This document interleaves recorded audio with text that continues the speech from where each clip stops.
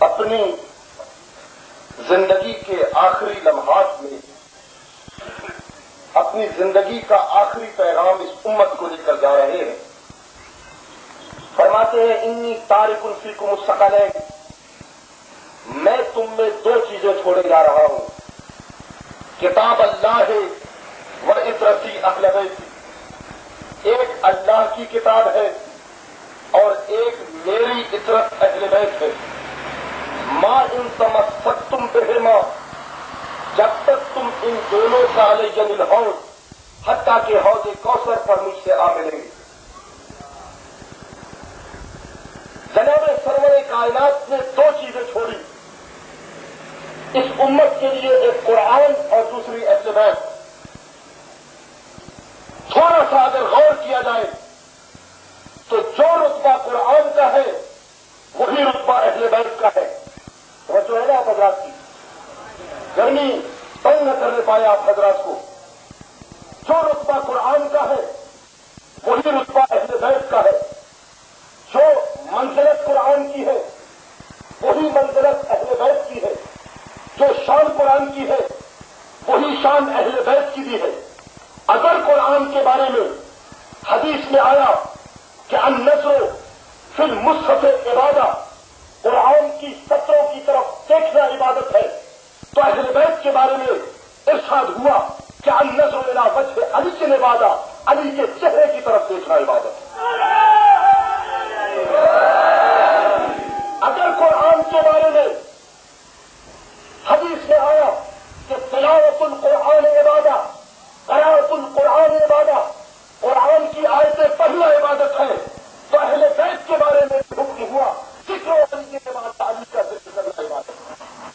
اگر کسی مقام پر رسول فرماتے ہیں کہ حب القرآن عبادہ، قرآن کی محبت رکھنا عبادت ہے، تو دوسری وہی چیز اہل بیت کے بارے میں بھی کہی گئی.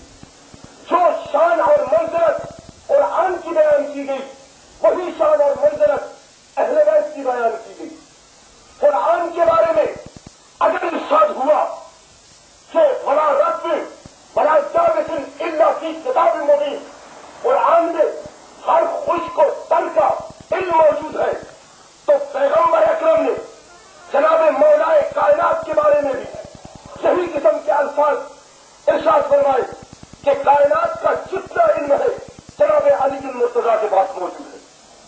یہی وجہ ہے عبداللہ ابن عباس ایک دفعہ جناب مولا کائنات سے فرماتے ہیں اور علی میرا دل چاہتا ہے کہ مجھے کچھ قرآن کی تفسیر بتائیے. جناب مولا کائنات نے عبداللہ ابن عباس سے کہا اے عبداللہ ابن عباس، مسجد سے باہر چلتے ہیں.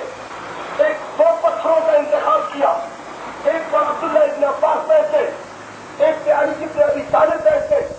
علی نے قرآن کی تفسیر کرنا شروع کی. ادھر نماز عشاء کے بعد قرآن مجید کی تلاوت شروع ہوئی، قرآن مجید کی تفسیر شروع ہوئی.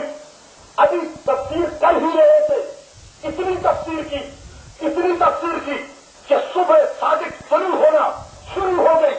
ایک دفعہ جناب عبداللہ ابن عباس کو کہتے ہیں اے عبداللہ ابن عباس، تو علی کو نہیں جانتا؟ لو شئت لا اکرت 70 بعیرا من تفسیر سورۃ الفاتحہ، اگر علی چاہے تو علی تفسیر سورہ فاتحہ سے 70 اونٹوں کا بوجھ بنا سکتا ہے. اے عبداللہ ابن مسعود، اے عبداللہ ابن مسعود، کل ما فی القرآن فهو فی القرآن وکل ما فی القرآن فهو فی الفاتحة وکل ما فی الفاتحة فهو فی البسملة وکل ما فی البسملة فهو فی الفاء وکل ما فی الفاء البسملة فهو فی النقطة تحت الباء وانا علی نقطة تحت الباء. مولا فرماتے کائنات کی ہر چیز کا علم قرآن مجید میں موجود ہے. قرآن مجید کا سارا علم سورہ فاتحہ میں ہے، سورہ فاتحہ کا سارا علم بسم اللہ الرحمن الرحیم میں ہے، بسم اللہ الرحمن الرحیم کا سارا علم بائیں بسم اللہ میں ہے، بائیں بسم اللہ کا سارا علم اس نقطے کے نیچے ہے جو بے کے نیچے ہے. علی فرماتے ہیں کہ علی نقطہ تو تحت الباء میں ہی وہ نقطہ ہوں جو بے کے نیچے ہے.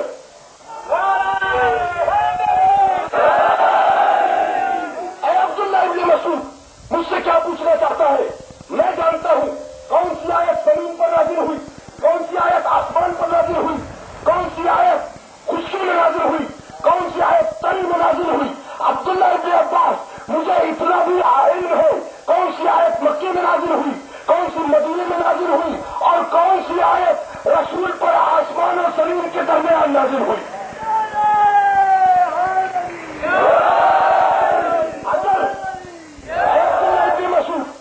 اگر قرآن, اگر کائنات کا علم قرآن مجید میں ہے تو آج تم مجھ سے سن. لو سنیت لین وسادہ فجلست علیہا لافتیت اہل التوراۃ بتوراتہم واہل الانجیل بانجیلہم واہل الزبور بزبورہم واہل القرآن بقرآنہم حتی تکون کل الکتاب کل الکتب صدق علی ما کذب. اے عبداللہ ابن مسعود, کائنات کا علم قرآن میں, سوچو کائنات کا علم قرآن مجید ہے, اور میرے لیے اگر مسند علم بٹھا دی جائے, تمہیں تورات والوں کو تورات سے, زبور والوں کو زبور سے, انجیل والوں کو انجیل سے, قرآن والوں کو قرآن سے, ایسے ایسے مسائل بتاؤں کہ لوگ تو چھوڑو, ہر کتاب خود پکار اٹھے صدق علی ما کذب. علی نے سچ کہا ہے, جھوٹ نہیں کہا.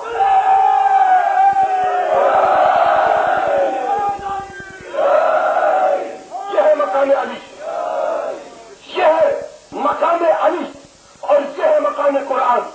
لیکن ایک جملہ کہہ کر بات کو یہیں پر ختم کرنا چاہتا ہوں کہ دنیا والوں, تم علی اور قرآن کے مقام کو ایک ہی سمجھتے ہو تو سمجھتے رہو, لیکن اگر کسی جاہل سے بھی پوچھو گے کہ صامت کس کو کہتے ہیں, جو خاموش ہو, ناطق کس کو کہتے ہیں, جو بولنے والا ہو, ہر جاہل یہ کہے گا جو صامت ہوتا ہے وہ مستور ہوتا ہے, جو ناطق ہوتا ہے وہ افضل ہوتا ہے.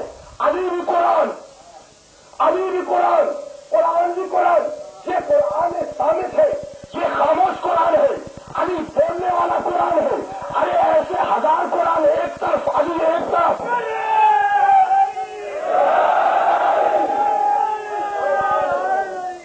علی, یہ قرآن کیا چیز ہے؟ اہل بیت عمل کرتے گئے, قرآن نازل ہوتا گیا. اہل بیت عمل کرتے گئے, قرآن نازل ہوتا گیا. اہل بیت سے کردار پیش کیا, قرآن نازل ہوا. اس اہل بیت اور قرآن کا جوڑ کچھ اس طریقے سے ہے کہ اگر یہ زندہ ہے تب بھی قرآن کے ساتھ, اگر یہ شہید ہو جائے تب بھی قرآن کے ساتھ. نہ ان سے قرآن جدا ہو, نہ یہ قرآن سے جدا ہو. جہاں جہاں پر یہ ہے وہاں وہاں پر قرآن ہے, جہاں جہاں پر قرآن ہے وہاں وہاں پر اہل بیت سے صلوات پڑھیں محمد والے محمد.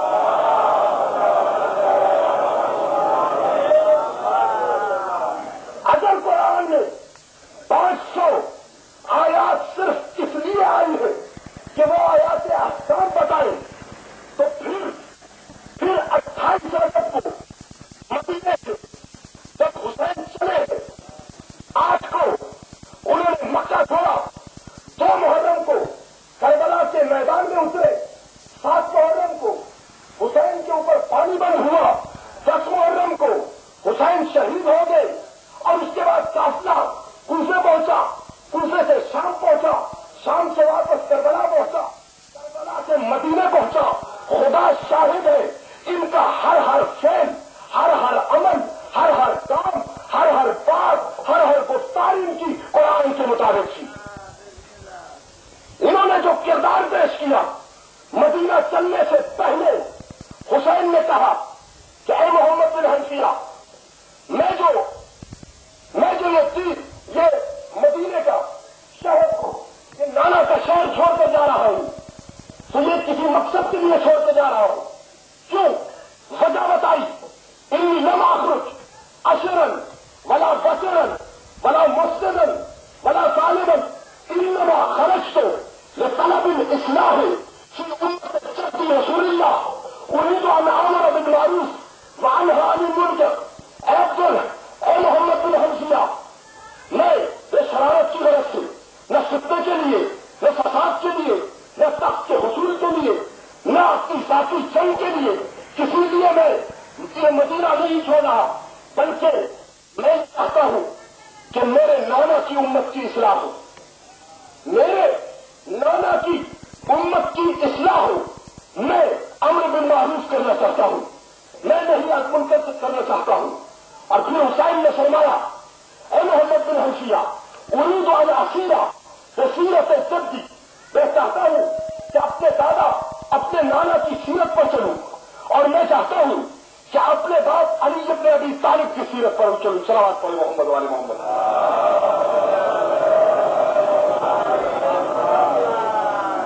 گرمی کی وجہ سے تنگ تو نہیں آ گئے۔ مقصد شہادت حسین پر ایک یا دو حدیثیں پیش کر کے ختم کرتا ہوں اپنی بات۔ ہمارے یہ جلسے، ہمارے یہ جلوس، ہماری یہ ماتمکاری، ہماری یہ سینہ زنی، ہماری یہ زنجیر زنی، تم یہ سمجھتے ہو کہ تمہاری تقریروں سے، تمہارے دموں سے، تمہارے ہماری لاش کے ٹکڑے اٹھانے سے ہماری یہ عزاداری ختم ہو جائے گی۔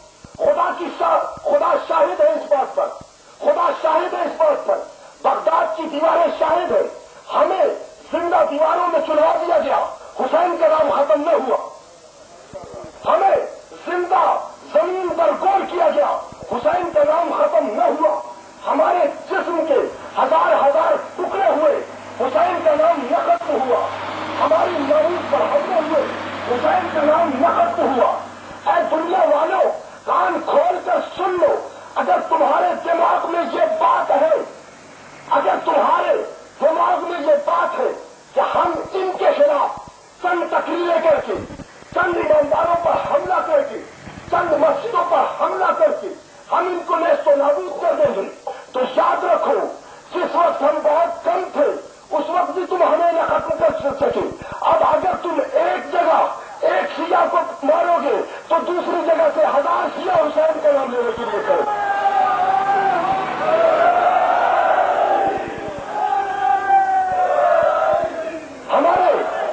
ہمارے بزرگوں نے بھی شہادت دے کر، اسارت دے کر، قربانی دے کر، اپنے بچوں کو قربان کر کے، اپنے جوانوں کو قربان کر کے دین کو بچایا تھا۔ اور آج خورشید انور جوادی اس سڑک پر کھڑے ہو کر اس لاؤڈ اسپیکر کے ذریعے ان لوگوں تک یہ پیغام پہنچانا چاہتا ہے کہ نہ تو تمہاری تقریریں، نہ تو تمہارے بم، اور نہ ہی تمہارا ہمارے اوپر حملے کر رہے ہمارے راستے کو روک نہیں سکیں گے، بلکہ جس جگہ پر تم یہ کوشش کرو گے انشاءاللہ تم دیکھ لو گے، لیں گے علی کا نام لیں گے تو تم پر ہزاروں ایٹم بم گریں گے۔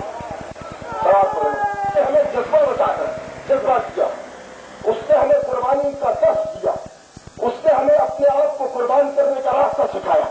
یہی وجہ ہے کہ حسین جب پہنچتے ہیں ولید کے دربار میں تو کہتے ہیں، جب ولید نے اس سے بیعت مانگی تو حسین نے کیا فرمایا؟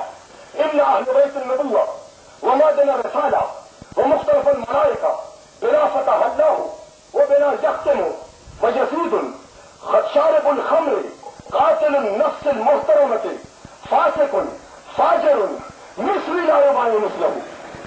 حسین نے درس دیا، اگر یہ درس، یہ جملے حسین کے اگر آپ کے ذہنوں میں بیٹھ سکتے ہیں تو اس کے اپنے ذہن میں بیٹھا کر جائیے۔ ہماری زنجیر زنی کا مقصد بھی یہ، ہماری ماتمکاری کا مقصد بھی یہ، ہمارے رونے کا مقصد بھی یہ۔ ہم صرف اتنا بتاتے ہیں لوگوں کو کہ راستے دو ہی ہیں، شخصیتیں دو ہی ہیں، ایک حسین کی شخصیت ہے اور ایک یزید کی شخصیت ہے۔ حسین نے کہہ دیا کہ ہم تو خاندان عصمت و طہارت ہے، ہم تو خاندان اہل بیت سے تعلق رکھنے والے ہیں، اور جو ہے نا بازار ہم پر ملائکہ نازل ہوتے ہیں، ہم پر کائنات کی ابتدا بھی ہم سے ہوئی، کائنات کی انتہا بھی ہم سے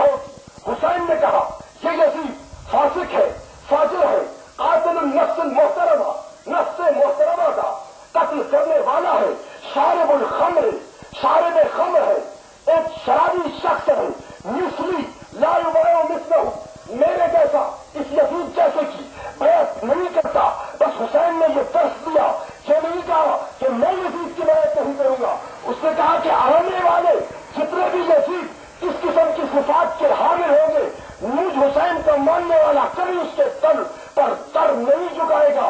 شیعہ کا سر کٹ تو سکتا ہے, ٹکڑے ٹکڑے تو ہو سکتا ہے, لیکن جھک نہیں سکتا.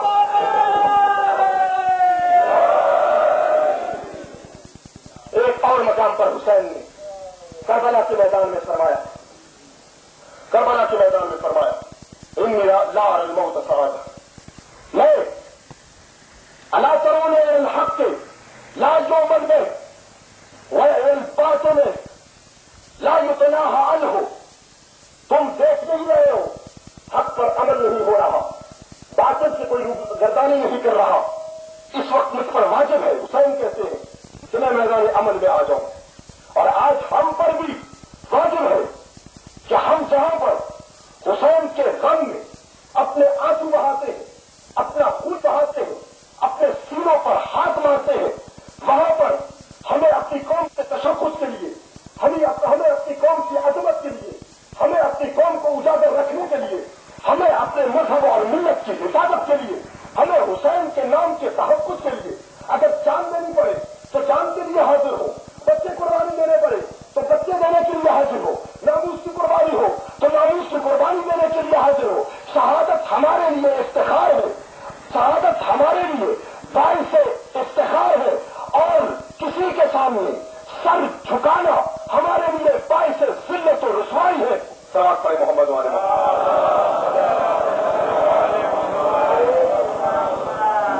کاش وقت ہوتا تو میں آپ کی خدمت میں عرض کرتا, لیکن آپ لوگوں نے جس گرمی میں حسین کا غم منایا, دھوپ میں بیٹھ کر حسین کے اس تڑپتے ہوئے لاشے کا ایک منظر اپنے سامنے لے آئے, خدا شاہد ہے, میرا سلام ہو, اور امام خمینی نے بھی یہی فرمایا ہے, میرا سلام ہو ان ہاتھوں پر, میرا بوسہ ہو ان ہاتھوں پر جو حسین کے غم میں سینے پر پڑتے. حسین کے غم میں سینے پر پڑنے والا ہاتھ یہ کسی مومن کے سینے پر نہیں پڑتا, بلکہ یزیدیت کے منہ پر ایک تماچا ہوتا ہے. یہ امام خمینی کا ارشاد ہے, اور ہم بھی یہی سمجھتے ہیں کہ ہم اس وقت جب زندہ ہیں, جب تک ہماری آزاداری زندہ ہے, ہم اس وقت زندہ ہیں جب تک محرم زندہ ہے, ہم اس وقت زندہ ہیں جب تک اربعین زندہ ہے. اور آج اگر آپ یہاں پر غم منانے کے لیے آئے ہیں تو کچھ لوگ ایسے بھی ہوں گے جن کی خواہش ہوگی کہ کاش ہم کربلا کے میدان میں ہوتے تو ہم بھی حسین کا چہلم کرتے. ان میں سے کون سی ہستی ہے جس نے ساری زندگی حسین کے غم میں گزار دی؟ میں نے مختلف مقام پر عرض کیا ہے, ایک شخصیت مجھے تمام شخصیتوں میں ایسی نظر آتی ہے. اگر آپ حضرات چند منٹ میری طرف غور فرمائیں تو آپ کو انشاءاللہ آج جناب زہرا سلام اللہ علیہ آپ کی ان آنسوؤں کو اپنے ایمان میں لینے کے لیے تشریف لا چکی ہے. دوستان عزیز, کائنات کی ایک ایسی ہستی ہے جس کے بارے میں تاریخ میں 2 قسم کی روایتیں ملتی ہیں.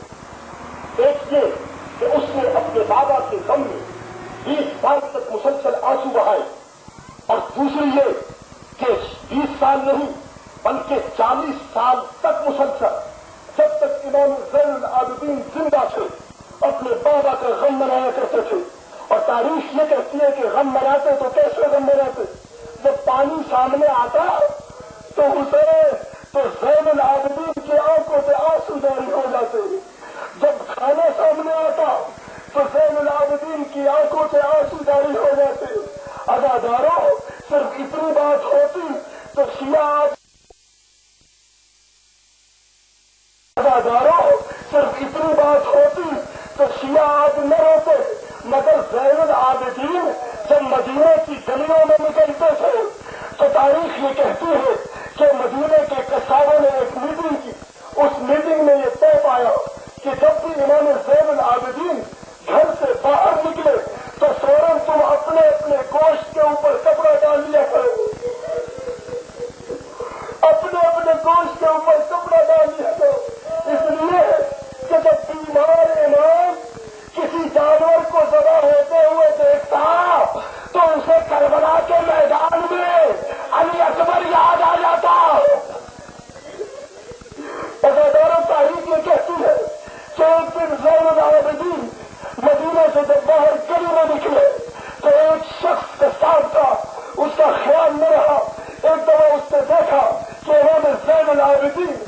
उसके दुकान के सामने आकर गिरिया करना शुरू कर देते हैं।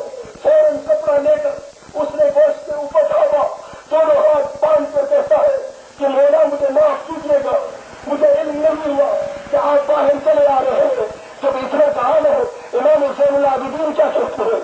इमाम ज़ैनुल आबिदीन कहते हैं क्या है कि साहब ऐ मोमिन, मैं तुझसे इतना पूछना चाहता हूँ कि जब तू अपने जानवर को ज़बह कर रहा था तो इसको पानी भी पिलाया था या नहीं? पानी भी पिलाया था या नहीं? तो वो शख्स कहने लगा, मौला ये तो उम्मत रसूल है, सुन्नत रसूल है कि जब भी हम किसी जानवर को ज़बह करें तो 3 दफा पानी उसके सामने रखे, चाहे वो पिए या न पिए। एक दफा बीमार ज़ैनुल आबिदीन ने करबला की तरफ रुख करके कहा, मेरे बाबा तुझ पर सलाम हो मेरा कि तू पानी के एक कतरे के लिए तड़पता रह गया, लेकिन किसी ने तेरे असगर पर भी बयान नहीं खाया। और हुसैन आज जहन्नुम के मसाइब आपने बहुत सुने होंगे, लेकिन एक जुमला कहकर साथी कितना होगा अजादारों। जब जहन्नुम मनाया जाता है, जब जहन्नुम कोई मनाता है तो हमारे यहाँ ये रस्म है, हमारे यहाँ ये रस्म है कि जो रिश्तेदार होते हैं उनको बुलाया जाता है, जो दोस्त अहबाब होते हैं उनको बुलाया जाता है कि आओ मरने वाले का जहन्नुम है, तुम भी उसको पुरसा दे। और फिर क्या किया जाता है, एक चारपाई बिछाई जाती है, उस चारपाई पर सारे कपड़े लाए जाते हैं, उसकी जितनी चीजें होती हैं वो सारी चीजें लाई जाती है।